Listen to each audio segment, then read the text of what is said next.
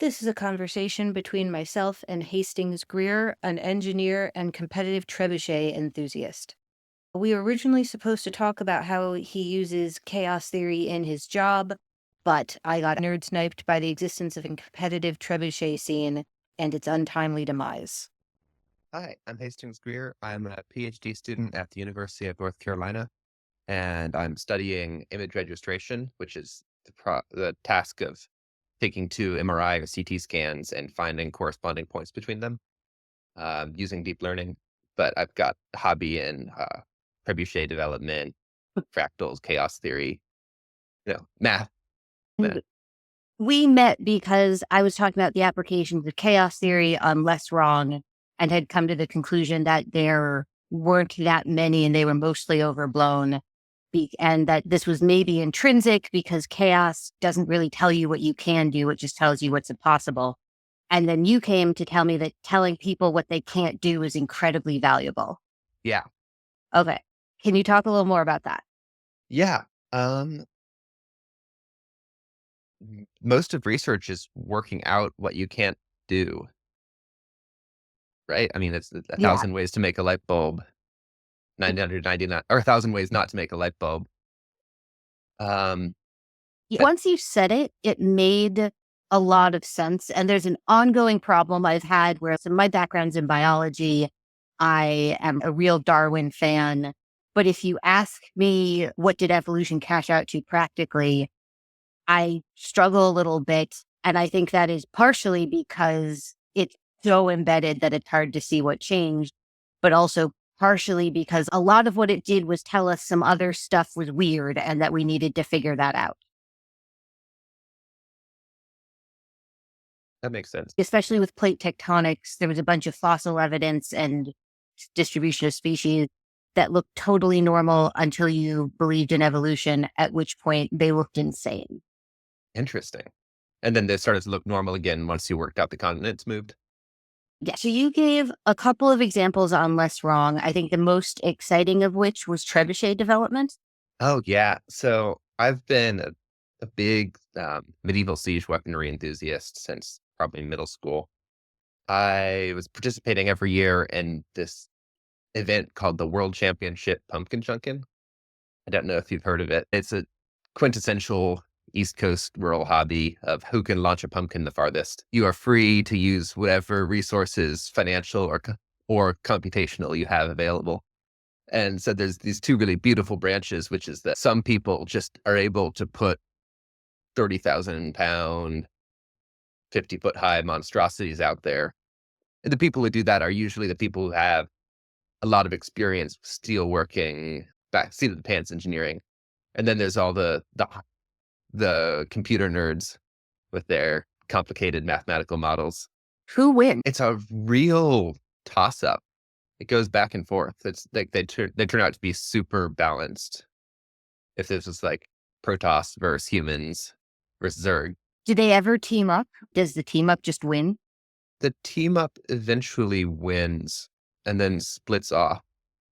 Eventually, it just couldn't afford liability insurance anymore and sort of petered out in the mid 2010s. But that was a really I'm beautiful community going on for a while.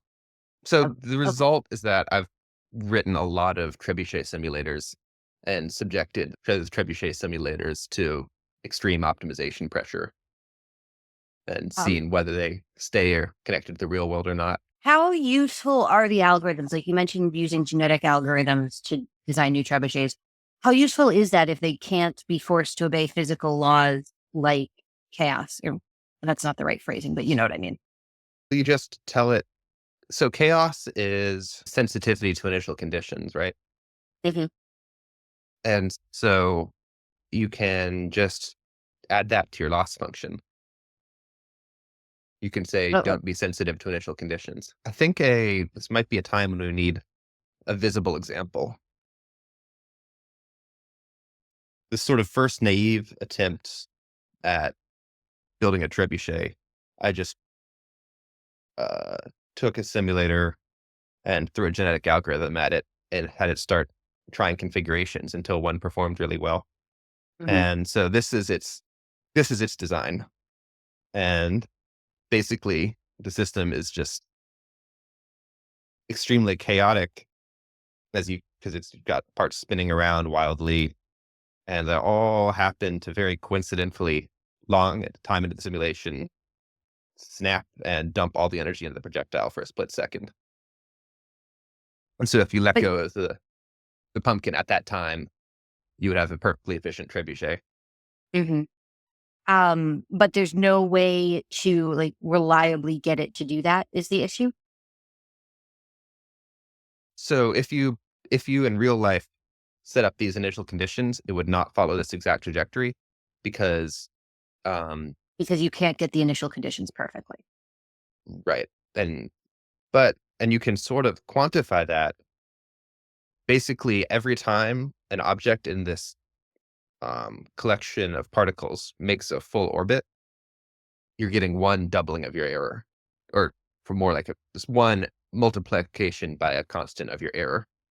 Mhm, And so, um, the naive approach is just forbid anything from spinning around more than once, mhm. and that believe helped a little bit. That produced, let's see, this design, which spun around like sort of approximately worked. It It produced looks like that design. last hinge is cycling repeatedly. Yeah, so it's what happened was it was scored before before it spun around more than once, but um it turns out what's better to do. Trying to remember exactly how I solved. That's like ancient code. This is the most recent stuff I have. Um and when I gave up on optimizing topology with software and just said, I, the human, I'm going to decide the topology of the mechanism, Mhm. and the software can only decide the arrangement, then just picking a topology that discouraged that sort of random motion, along with a better programmed constraint on parts can only spin around once, turned out to work well. And so you can take something like this, which is bad trebuchet, does not launch the pumpkin, and just click optimize, and it will. Its score is 0 always, so it can't learn anything. It will quickly come up with an efficient configuration and avoid sensitivity to initial conditions.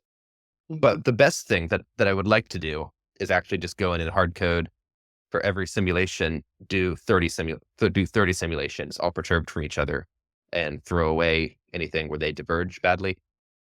Um, and when you say sensitivity to initial conditions, you mean that if you set the trebuchet up approximately the same, it will do about approximately the same thing. Yeah. So you can see here, if I make small motions to this particle, the overall motion doesn't change wildly. While as if I could see,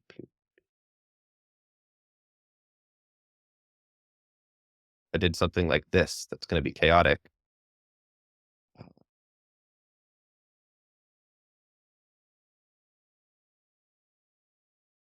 Sure.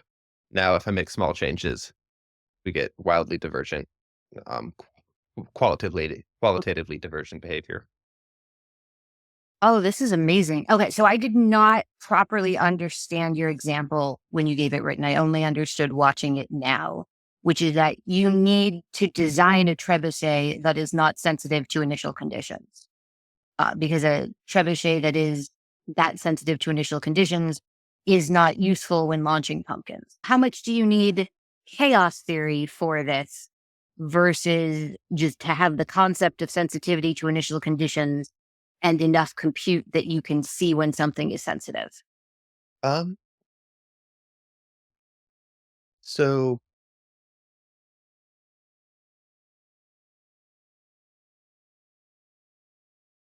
you could just have enough compute to see if something is sensitive, Mhm. and that would work fine. But I think you would be confused all of the time, and you would just devote resources to working out why it was sensitive. until you develop chaos theory. This is another one of my hypotheses that I'm curious to your take on is like, it's not that chaos is doing anything we couldn't do without it, but it like simplifies your mental model and frees up RAM or internal human compute to spend on something else. I think it's so fundamental that I think it's more like you could do addition a bunch of times instead of multiplying. Oh, so you use it. This is like very embedded in your workflow. And it's very embedded in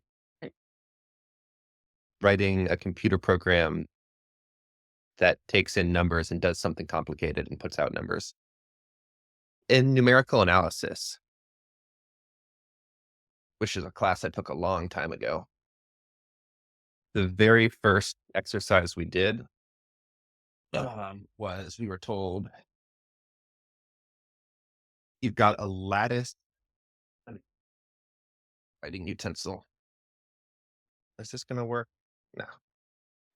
You've got a lattice of every integer point place in the grid, and you fire off a laser from the point 1/2, 1/2, going up at like 1/3, 1, and calculate how it bounces off these circular mirrors. And the exercise was everyone implement this. And now here's the professor's implementation. Yours doesn't match it. You are wrong. And I'm then sorry. no one in the class's measures matches the professor's or each other's. I, The students all expected it to match perfectly. and was this the lesson of the Yeah. project? Yeah. And then because it's a high level math class, the second thing we did was calculate the derivative of location after any number of bounces. And this is an example chosen where it really nicely gets multiplied by some function of the difference between the radius and the amount the ratio between the radius and the distance you traveled before hitting the sphere.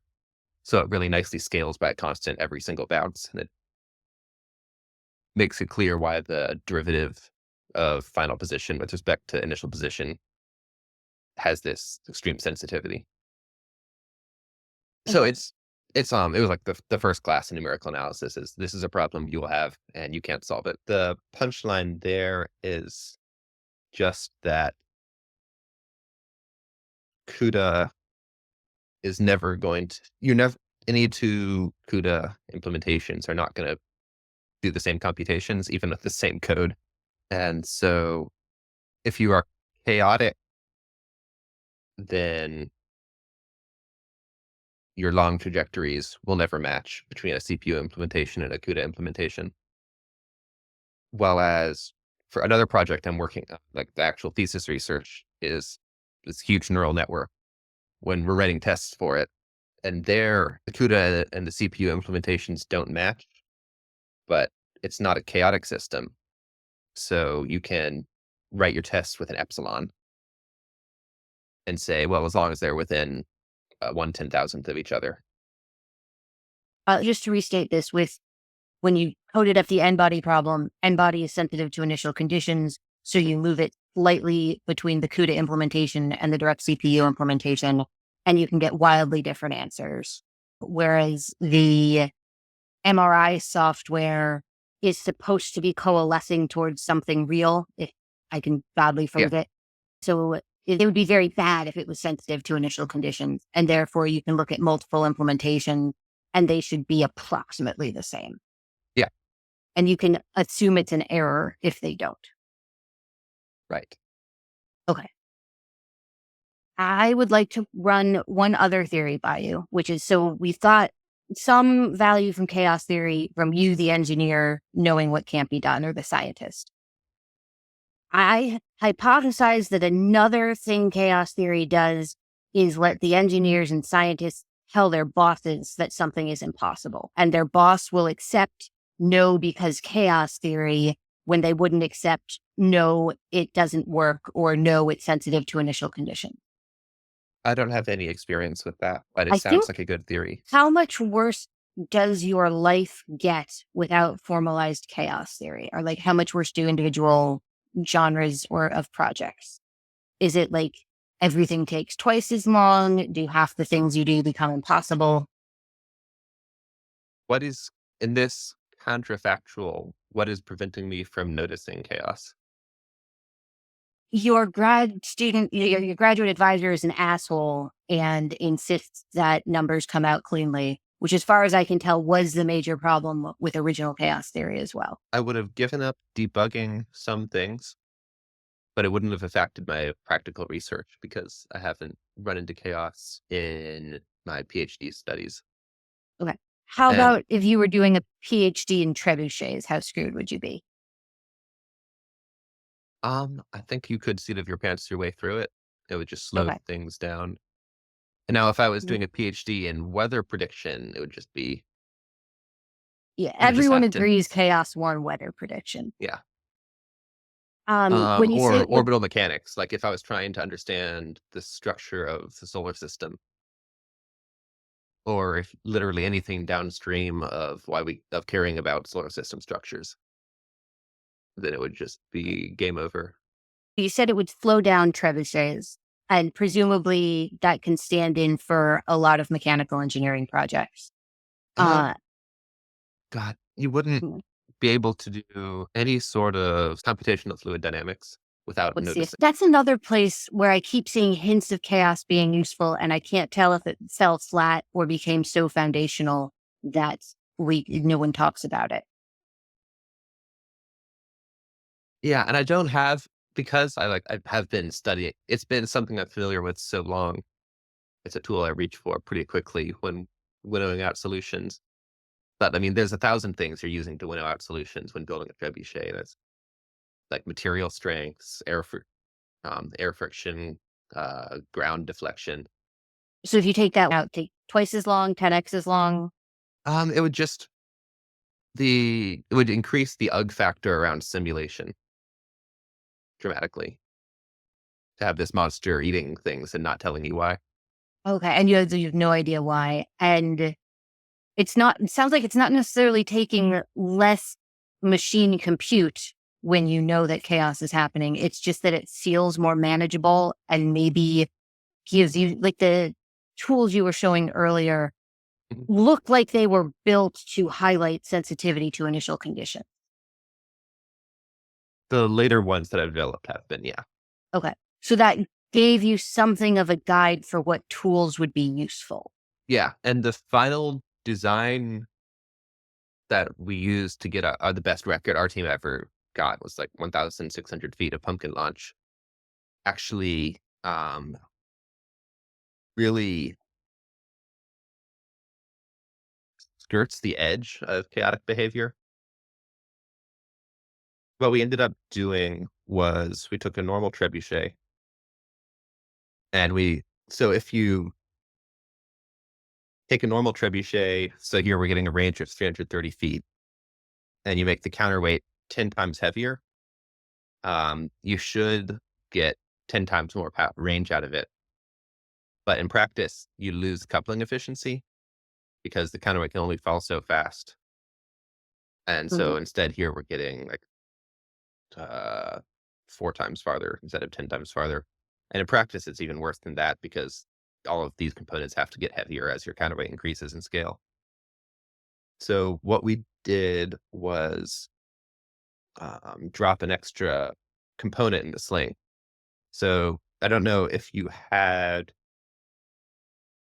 I'm curious about if you look at this system, does this immediately scream is going to be chaotic? What I want to do is play with it and then know Yeah, the right answer. Um, my guess is that the system you showed that had a much smaller band of possibilities is less chaotic. exactly.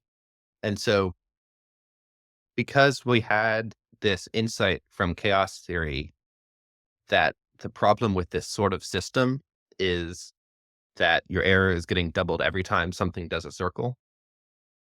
then this system, which has an UG field around it because it has so much interacting complexity, can still be predicted.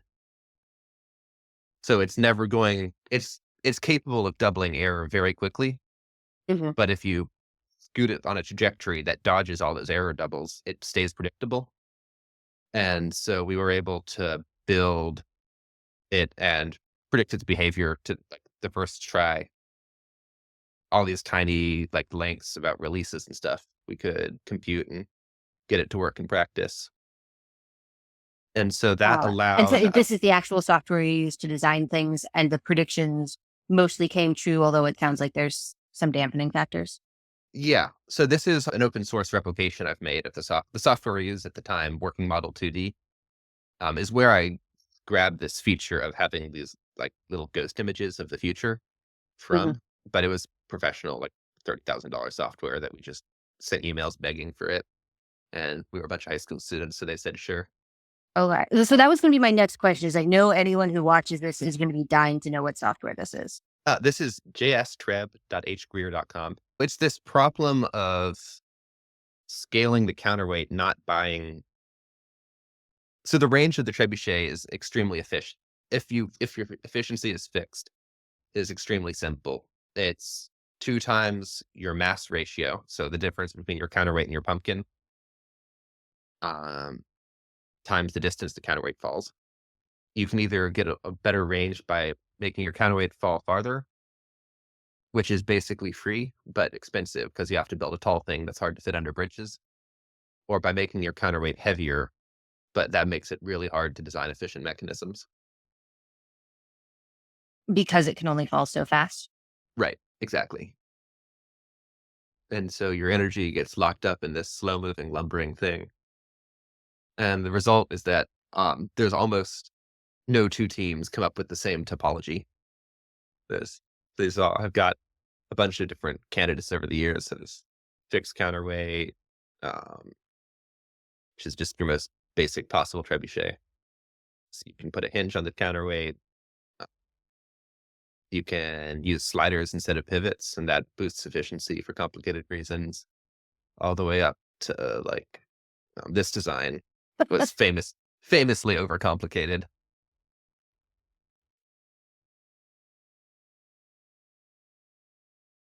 Uh, Pretty though. How much is progress in trebuchets driven by better design versus better physical technology? um, better design. So there's a limit, which is this 100% efficiency, arbitrarily heavy counterweights, um, arbi- arbitrarily high mass ratios. So you never have to unfold it or anything. And I was sort of in the field as it went from this design being the best available. Where oh, right, the last thing is this counterweight is only falling a small fraction of the height of the frame, Hmm. but the so that ratio of how far the counterweight's falling to your frame height improve makes your design more, uh, some sort of meta efficient, like better bang for your buck. Um, because it And lets you get more distance without making the trebuchet taller.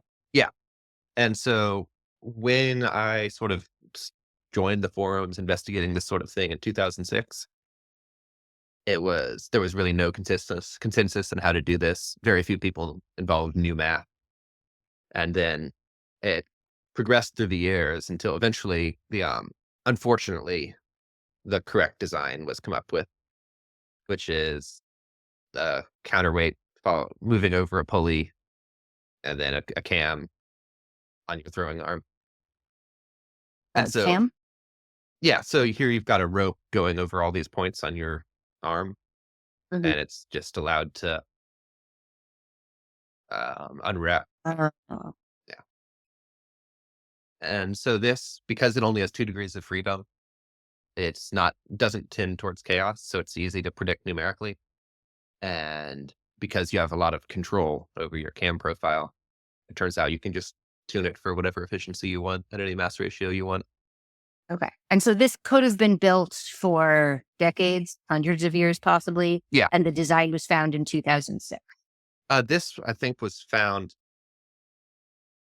I don't know when it was found, but there was a mild kerfluffle because during the Arab Spring, some group in Syria found the plans for this on YouTube and built a copy and were lobbing bombs around with it, which was confusing to a bunch of nerds on a PHP forum.